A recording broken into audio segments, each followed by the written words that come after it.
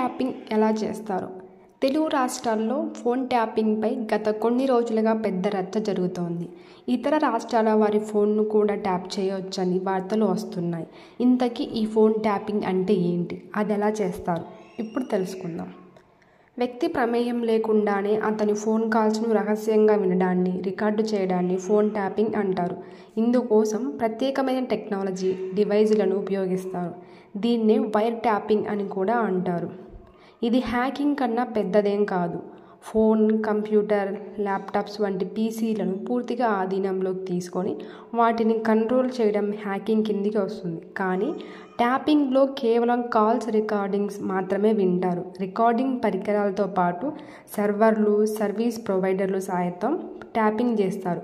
అందుకు 15 లక్షల వరకు ఖర్చు అవుతుంది. స్ట్రింగ్ రే పరికరాలను వాడి ఫోన్ సిగ్నల్స్ను అసురక్షిత నెట్వర్క్లోకి వెళ్ళేలా చేసి కూడా ట్యాపింగ్ చేస్తారు. Thank you. జై హింద్.